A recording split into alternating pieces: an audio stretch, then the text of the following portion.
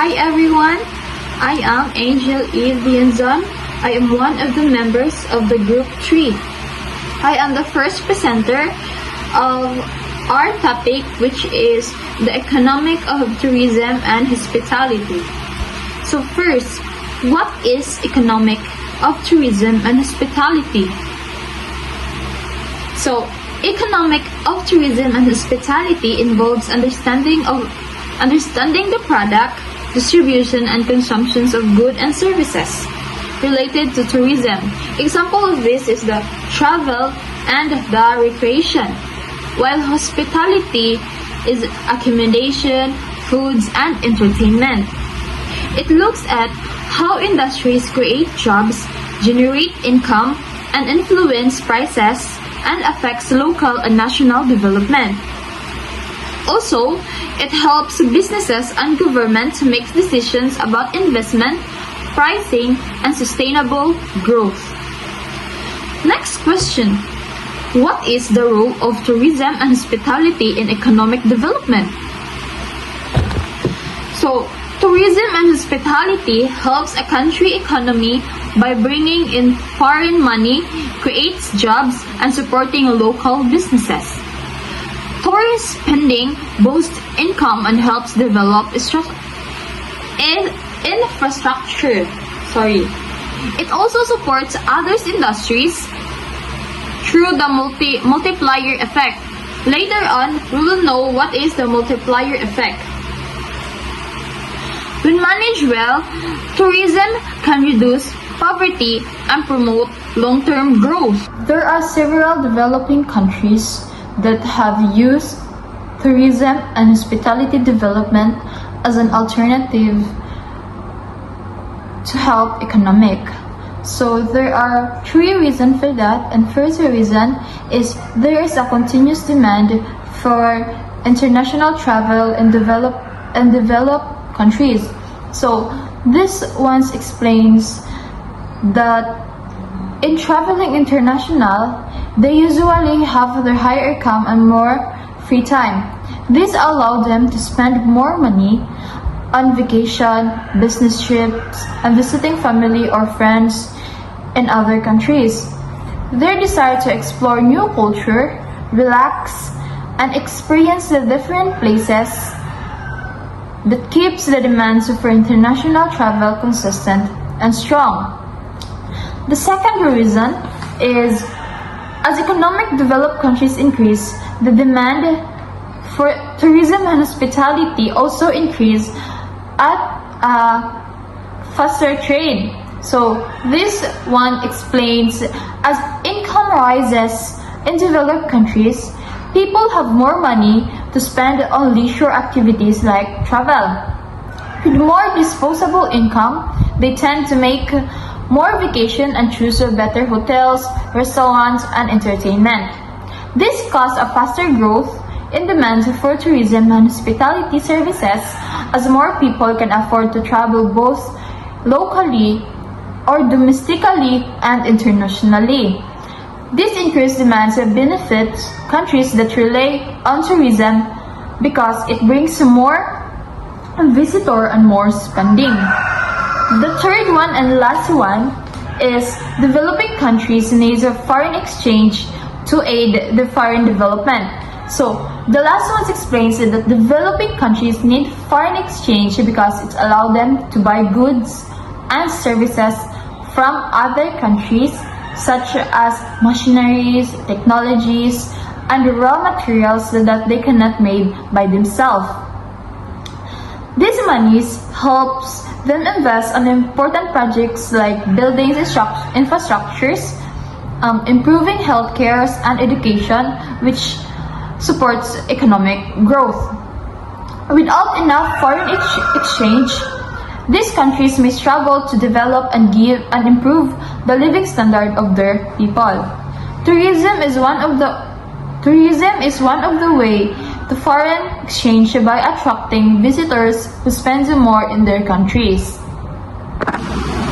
The Organizations of Economic Cooperation and Development, which is OECD, has concluded that tourism and hospitality provided major opportunities for growth to countries. So, what is OECD? The Organizations of Economic Cooperation and Development, or OECD, is a group of mainly developed countries that work together to improve global economic growth, trade, and living standard. It helps by sharing data, setting policies, and offer advice to government. So, what does OECD do? And does it help any countries? OECD helps countries improve their education system by comparing students' performance through the PISA test. What is PISA test? PISA test is a program for international student assessment, which helps government see how their schools compare globally and make a better education policies. Tourism and hospitality is an invisible export which differ from international trade in many ways. So the first one explains that unlike physical products that need to be shipped from one country to another, tourism services are consumed where they are produced. When tourists travel to a destination, they directly use the local hotels, restaurants, and attractions. This means that the tourist exporting country saves some money because it doesn't need to pay for shipping fee, which is usually a big expenses for exporting goods. The only exception is when tourists use airlines for their destination to countries, which may involve some transportation costs. This unique features of tourism helps increase the profitability and economic benefit for the countries that attract tourists.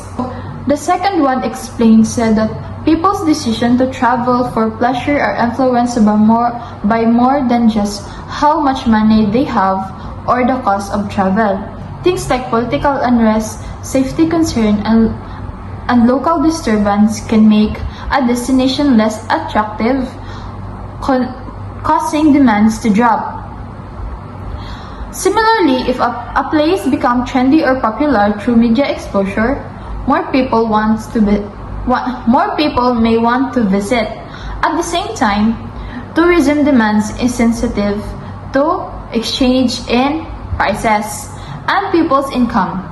For example, if travel becomes cheaper or people earn more people are likely to travel. This means both economic factors and non-economic factors may play important roles in shaping tourism demand. The third one explains that government in countries that rely on tourism often use special financial tools to influence how much tourists get when they exchange their money into local currency. So, na siya musod ka ng if ang atuang money kay mas less man og value rather than the US money. So, ang US money kay big man siya value kaysa sa atua. So, mas maka-earn ta if daghan magpa-exchange og dollars kaysa kita mo'y magpa-exchange sa ilahang money. Kay ang Philippine money kay naggamay man siya og worth rather than the US. So, if more international investors, more money from the Philippines. Yes, usually they try to keep the exchange rate favorable for tourists, meaning tourists get more local currency for their money. This makes traveling and spending cheaper and encourage more visitor. Additionally, tourists generally pay the same prices as local residents for goods and services, which helps them feel welcome and encourage spending. However, some places have special duty-free shops where tourists can buy products without certain taxes, often make those items cheaper than elsewhere. This has faced some measures help attract more tourists and increase tourism revenue. Then the fourth one explains that the tourist and hospitality industry includes hotels, restaurants, shops, transport service, and entertainment venue that tourists usually direct. When tourists spend money on these services, it supports those businesses and creates jobs. Beyond that, tourists also helps other industries directly. For example, hotels and restaurants needs furniture, kitchens, equipment, and electricity, which supports manufacturers and utility companies. This wide-reaching influence means tourism boosts many parts of the economy, not just the business tourists see. So the last one, and the fifth one, is the fifth one explains unlike many other industries that focuses mostly on money, tourism affects our community ways of life and natural surroundings. On the positive side, tourism can help preserve a local culture, tradition, and heritage by making them valuable to visitors.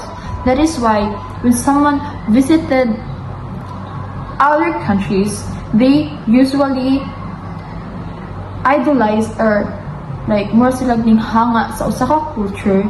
That is why it's not just about the money, but it's also about the experience and the things that they see on that specific place. Yes. It also promotes cultural exchange and understanding between people from different backgrounds. Environmentally, tourism can support conversation efforts by raising awareness and funding for natural. Good morning. So I will be discussing the continuation part of my group mates, which is Angel.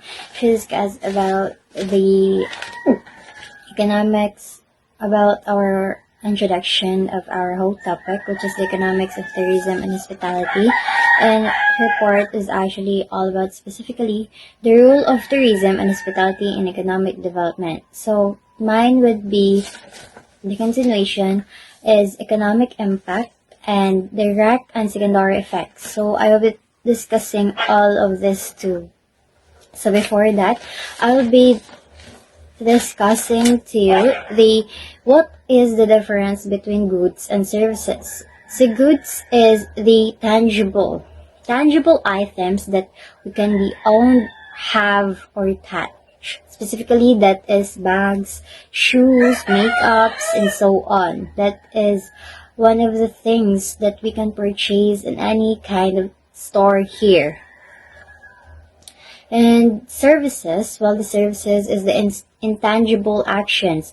It is specifically performed. We need manpower to perform these services for us. So these two demands were actually involved, has a big involvement in my topic today, which is first thing first is the economic impact. So in economic impact, when travelers outside the destination's area spend on goods and services within the destination, tourism and hospitality acts as an export industry by bringing in revenues from outside sources. So as we all know, the travelers aren't just really traveling or exploring around the destination, a specific destination. They're also actually purchasing something when they're going to a specific place. Especially, that's what we call demands. There are two unders. First is the goods, second is the services. Goods is, as what I've said earlier, tangible items, while the services is the intangible one. So goods and services is what we call demands in the market.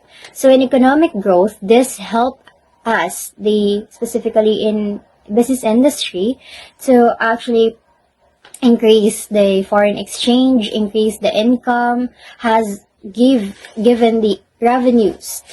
So when travelers specifically purchase specific products or services in that certain area, the economic growth has a big benefits in that. It gives a good or big benefits on the economic growth. Good they bring a good revenues, not only in one countries, but for whole countries that involve within that global economic industry. So as we all know, here in the Philippines, we offer different the kind of delicacy. And that kind of different kind of delicacy is not only, we are not only producing those one. We actually, some of the countries actually export, import. We export. We also have import.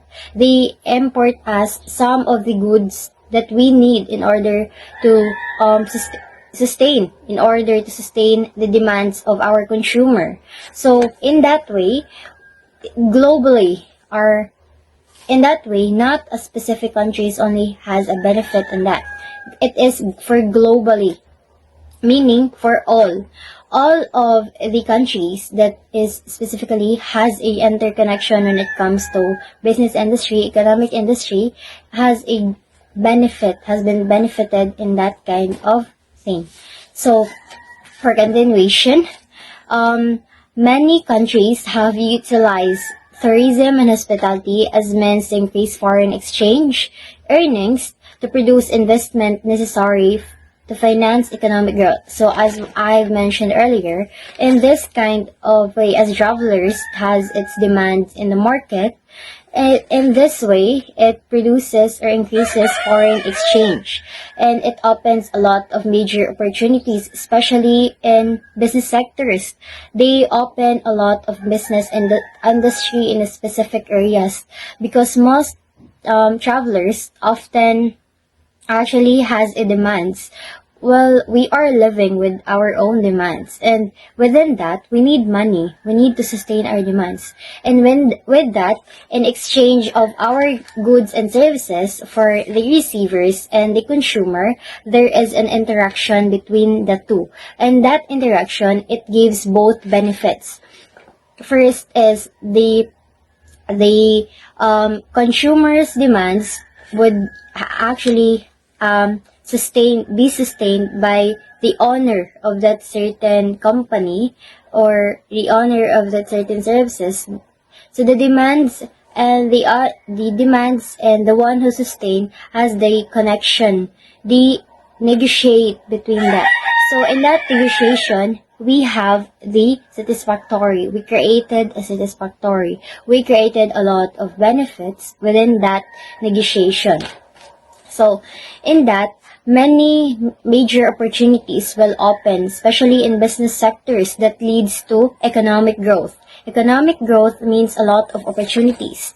And for continuation, the tourism and hospitality industry's economic impact on the destination area can be immersed since it provides a source of income, employment, and foreign exchange. So as we all know, a big or a good economic growth has a lot of major opportunities, as I mentioned earlier. Within this travelers, it gives a lot or big benefits. It gives a lot of big help, especially a citizens who is living in that certain area.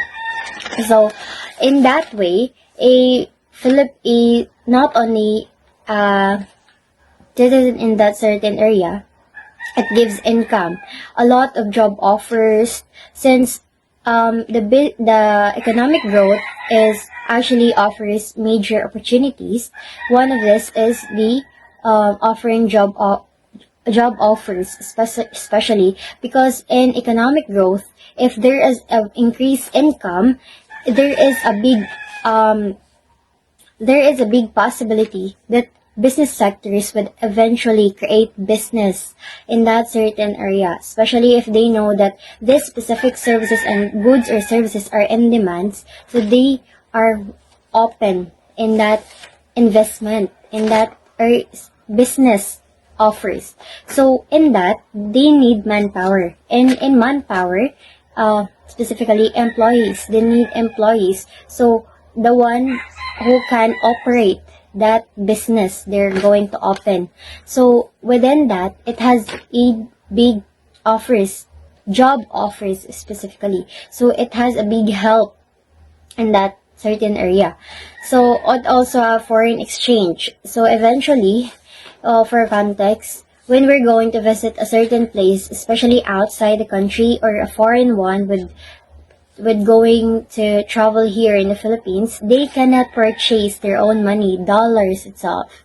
So a dollar, they cannot purchase dollars here in the Philippines. So they need to change their currency from dollars to Philippine peso. So within that, in Philippine peso, if they're going to be foreign exchange, when you say foreign exchange, a exchange from specific currency to another currency. In order for them to purchase their demands, they need to change their money. So with that, it has a big benefit in us. As well know, in $1 here in the Philippines, it is 55 pesos. 55 pesos, $1 only in American is actually 55 pesos here in the Philippines. So it has a big, really benefits here, especially when they're going to foreign exchange. So, and with that, and overall,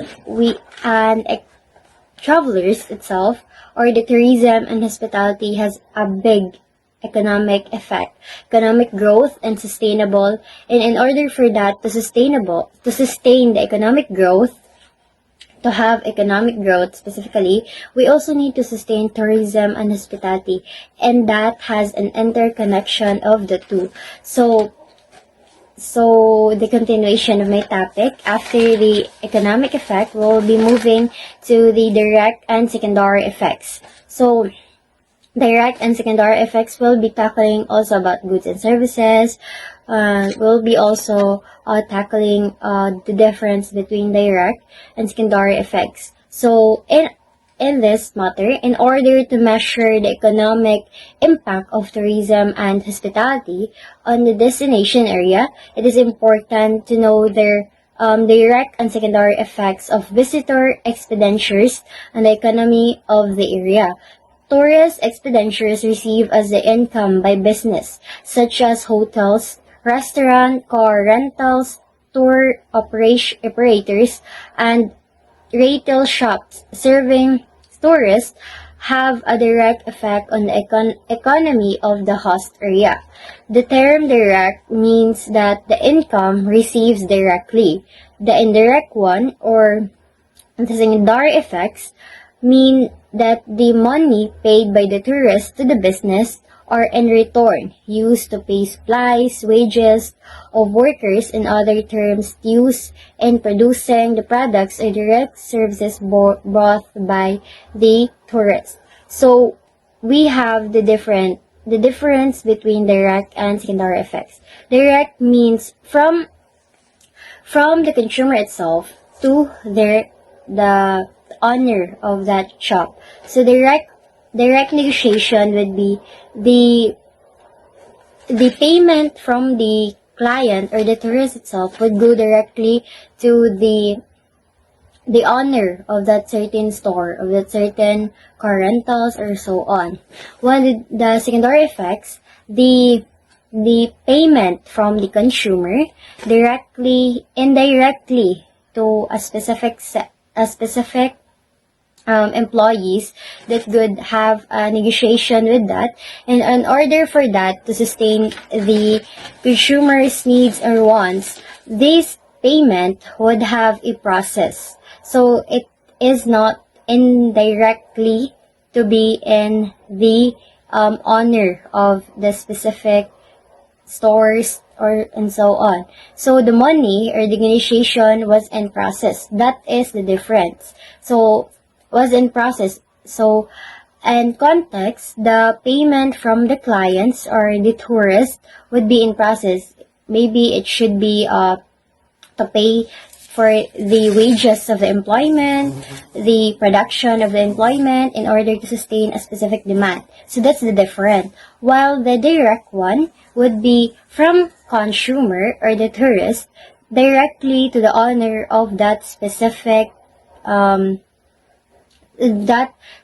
source or services they offer. So it is directly. They're the one who is going to operate in order to sustain the demands of the tourist. That's the difference. So overall, service and demands and the tourist and hospitality are very important.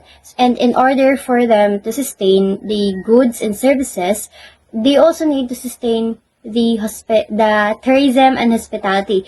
Because of tourism and hospitality, there will be no travelers. And if there is no travelers in that certain area, there is no demands. Under the demands is the goods and services. And with that demands, we have a lot of benefits and gives an economic growth, specifically in business industries that opens a lot of job opportunities,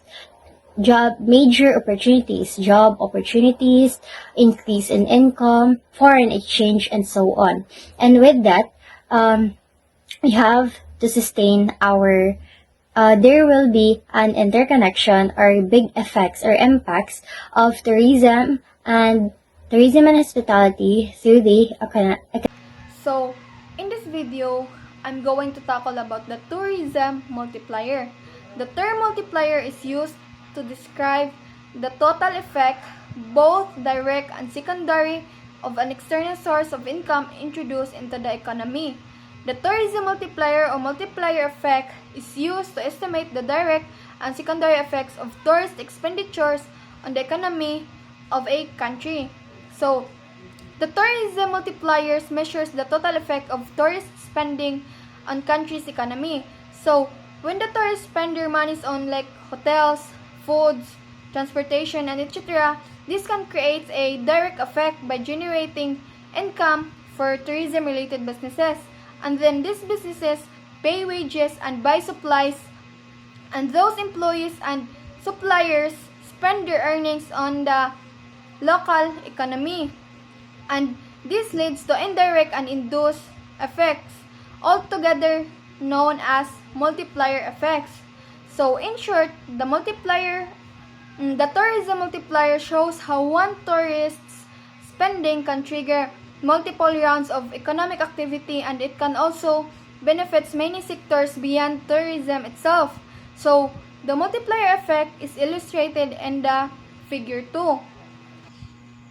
So when the tourist spends money in a destination, that money becomes an income for local businesses like local tour operators, handicraft store owners, hoteliers, and services.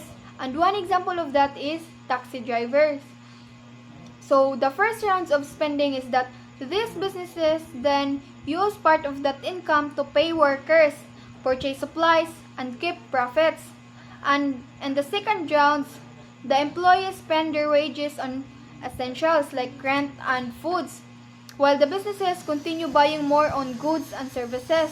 And in the third round, the suppliers spend their earnings on raw materials like seeds and fertilizers, and some of it may be imported. So when money is used to buy imports, it leaves the local economy. So this is called leakage. So this cycle of spending continues, but with each round, the amount of money circulating locally gets smaller. Eventually, the effect fades as more money leaks out. So, to calculate the impact of tourism, we subtract the value of imports from the total income generated by tourist spending. So, the formula for tourism multiplier is K equals Y divided by E, where the K stands for the multiplier, and the Y stands for the change in income generated by E, and the E stands the change in expenditure or the initial sum of money spent by the tourist. So, this formula shows how much total income is generated in the local economy for every unit of tourist spending. In other words, it measures how many times the tourist money circulates and boosts the economies. For example, if a tourist spend $1,000 and that result in a total income increase of $2,500 in the local economy, then the multiplier is blank. So we need to find or get the multiplier or key. So the y and e is already given in the problem. So the y is $2,500 and the e is $1,000. So all we need to do is to divide it. So key equals 2,500 divided by 1,500 is 2.5. So this means that every $1 spent by a tourist generates $2.5 in total economic activity.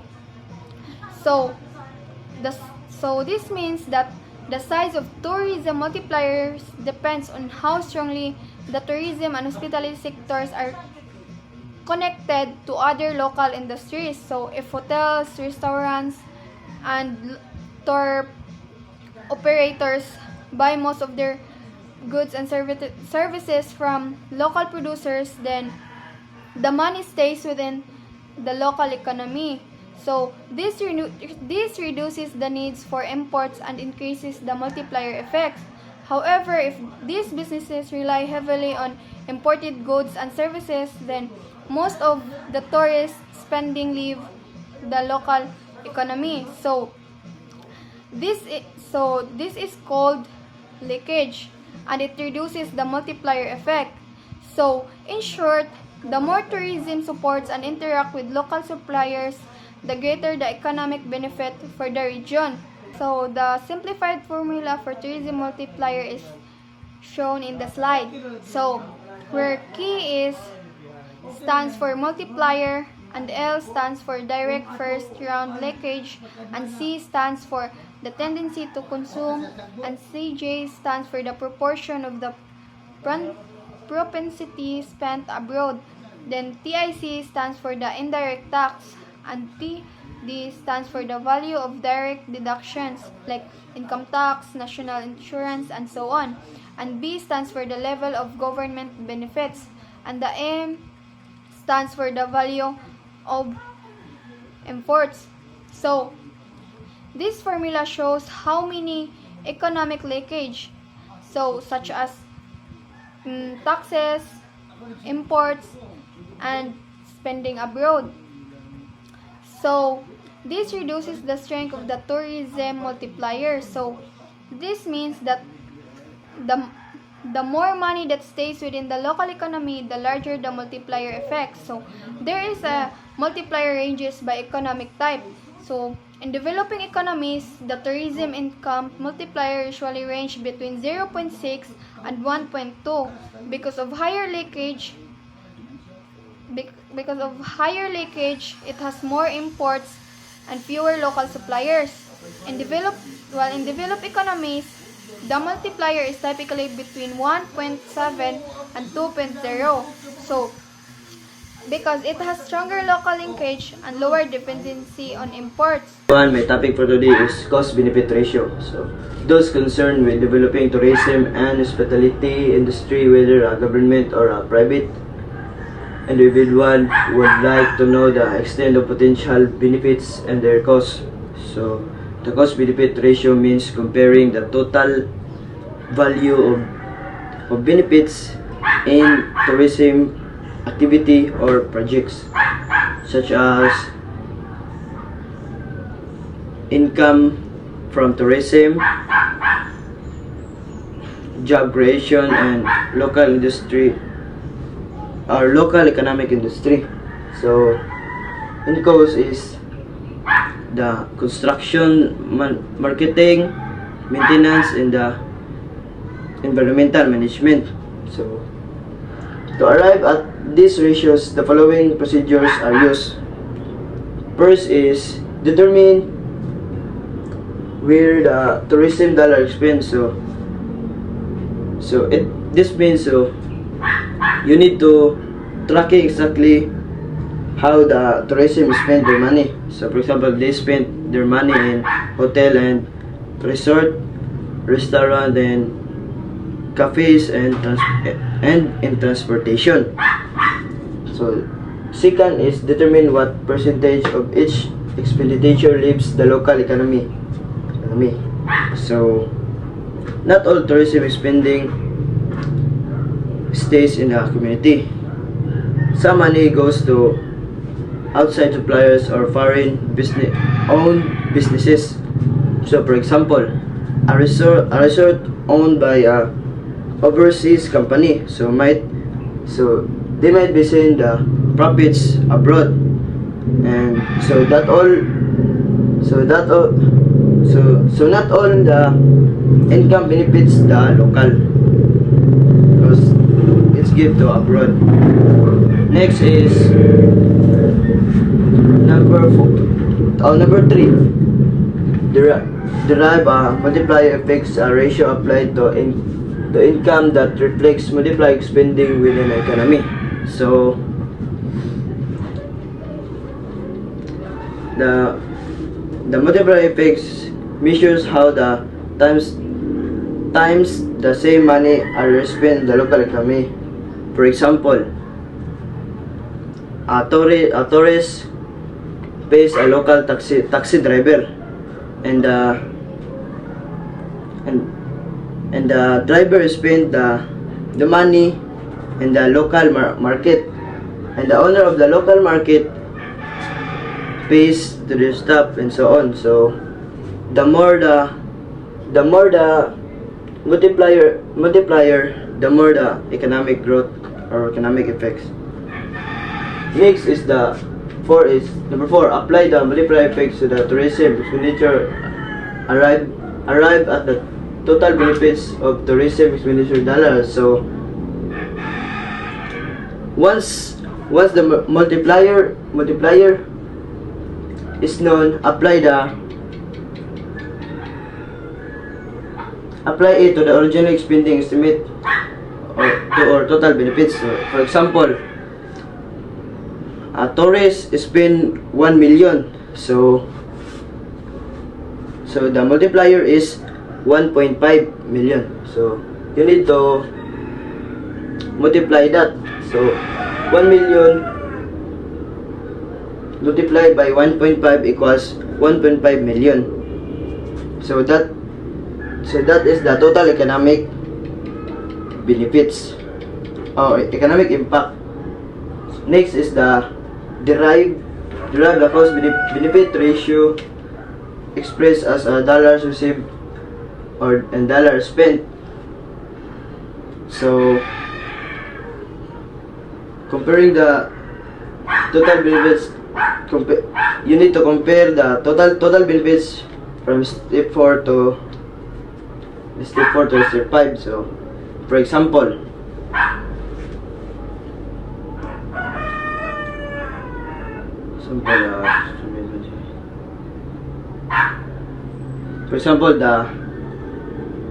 the benefits is 1.5 million, then the cost is 800,000. So you need to add that, you need to divide that. So the answer is the CPR is 1.875.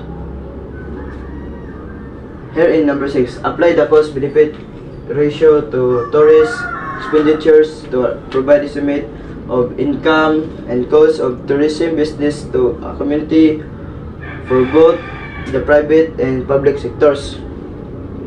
So these steps. So these steps use the ratio to predict how much money in a community or public sector and the public sector will gain compared to what they spend. So for example, if in a festival the both private and public sector spend 1 M in their money, so They know for every 1M they spend, they can expect 2 in return. So if they spend 1 million, the return of that is 2 million. So they profit 100% of that. Undesirable economic aspect of tourism. Tourism and hospitality can lead to undesirable economic effects such as higher prices and economic instability. The increased demand from tourists often drives up the cost of goods and services, especially in popular destinations, making every essentials more expensive for local residents. Additionally, to cater to tourist preferences, many destinations rely on imported goods, which can further raise prices due to added transport and tariff costs. This information can reduce the purchasing power of locals and widen economic inequality. Moreover, tourism is a highly discretionary activity easily affected by changes in global income levels, prices, and unforeseen events like pandemics or political unrest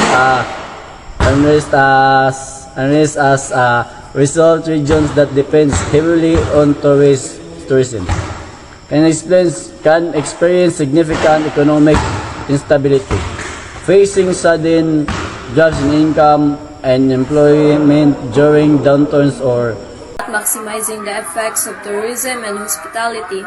So tourism and hospitality play an important role in helping an economy grow. So they create jobs, bring income, and support other industries. However, the benefits from these sectors depend on how well they are managed and connected to other parts of the economy. To make the most out of tourism and hospitality, different methods can be used. So these are growth theories, using economic strategies, promoting import substitution, giving investment incentives, and managing foreign exchange. So growth theories. Growth theories explains how tourism can help the economic grow. There are two types. So the balanced growth theory and unbalanced growth theory. So balanced growth theory. This says that tourism should work together with other industries like farming, manufacturing, and transport. So the goal is for tourists to use goods and services made locally so that the money stays in the community. For example, a hotel that buys vegetables from local farmer support both tourism and agriculture. So unbalanced growth theory. This says that tourism can be the first step that encourages other industries to grow. When more tourists visit, other businesses will follow to serve their needs. For example, when a big resort opens, it can lead to more restaurants, shops, and transport services in the area. So economic strategies. Economic strategies are plans made to make sure tourism brings in more money and jobs while keeping the benefits within the country. So the main goal is to avoid economic leakage, which happens when money goes to other countries instead of staying in the local economy. So strategies include import substitution, like buying local instead of importing. Investment incentives, like benefits for investors. And foreign exchange management, handling foreign money properly. So for example, requiring hotels to use locally made furniture instead of imported ones can create more jobs for local workers. Import substitution. So import substitution means replacing imported goods with products made in the country. So this keeps tourists spending in the local economy.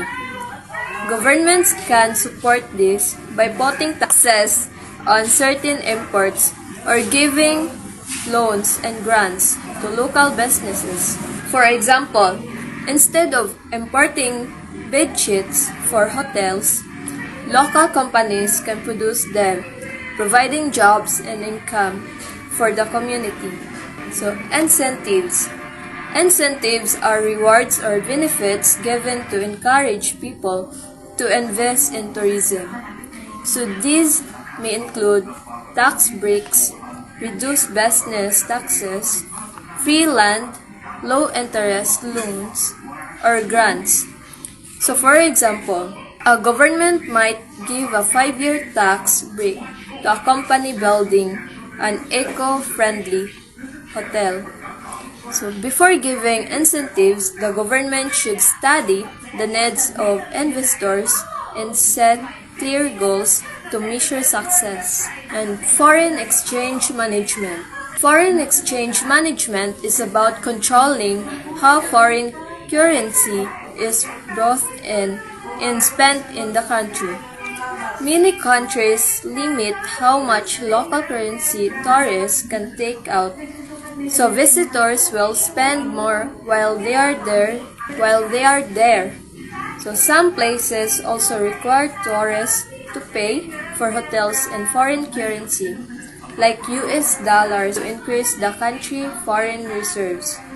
For example, a hotel may ask international guests. So for example, a hotel may ask international guests to pay in dollars instead. The summary for the whole topic. So many developing countries have used tourism and hospitality as an aid to economic growth. The reasons for this are there is a continuous demand for international travel in developing countries, and the demand for tourism and hospitality will increase as income in developed countries increase. Developing countries need foreign exchange and their economic development. So as we all know, it is very important that tourism and hospitality is being stable or being sustained by the economy, because it gives a lot of benefits. It gives a lot of opportunities that leads to economic growth. It is very important. So moving on, the economic impact of tourism and hospitality on the destination area is enormous, since it provides a source of income, employment, and foreign exchange. So as we all know, it is very important to sustain the tourism and hospitality, because it offers a lot of opportunities if it's being sustained, especially the tourist itself. If the demand has been sustained by the economy itself, it gives a lot of opportunities, especially increased income, job opportunities for employment, and also foreign exchange. So with this one, tourism expenditures have direct and secondary effects in the country. The tourism in the country. So as we discussed then, there are two effect or impact in the economy, specifically the direct and secondary effects. So the difference between one, direct is the income that accommodates from the owner from the tourist to the owner, will accommodate or directly affecting the economy. While in secondary effect, it affects in a way of process.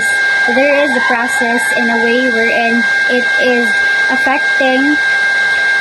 can affect the way how they manage to negotiate the demands from the tourist in the honor of the certain store or certain services, certain honor of that goods. There is a process in how it affects the demands or exchange and the economic growth. So moving on, the tourism multiplier is affected by linkage, or the value of services that must be imported to the lower multiplier effect. Less linkages, the greater the multiplier effect. And then this one, the part is the cost-benefit ratio determines which economic sectors will produce the most benefit in terms of income generated related to the cost of development. It is obtained by dividing the benefit by the cost. So this one, in this matter, it talks about which economic sectors provides more benefits, or in terms of income generating, in terms of accommodating more incomes, which economic sectors specifically, it talks about that, and how important it is, especially to the cost-benefit ratio. Lastly is the economic, or there are some economic aspects of tourism and hospitality which is undesirable. These are the high prices or inflation. These are some of the disadvantage of the sustainable of the tourism and hospitality if it didn't sustain by the economy, or it is the disadvantage of having a good tourism and hospitality, how they will sustain this one. So these are some of the disadvantages. First is the higher prices or inflation, or the economic instability. They can't balance the economic itself, because the more that there is the demand, the more that there is a lot of supplies, the more that there is a lot of, the higher the demand, the higher the prices. So higher prices are brought about by additional demand and or increased imports. There will be an increase when it comes to taxes, importing goods and services in a specific country when there is a big demand with that.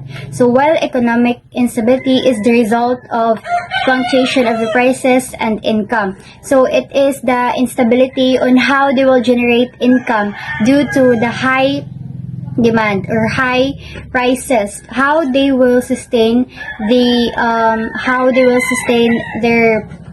income stability itself. Thank you.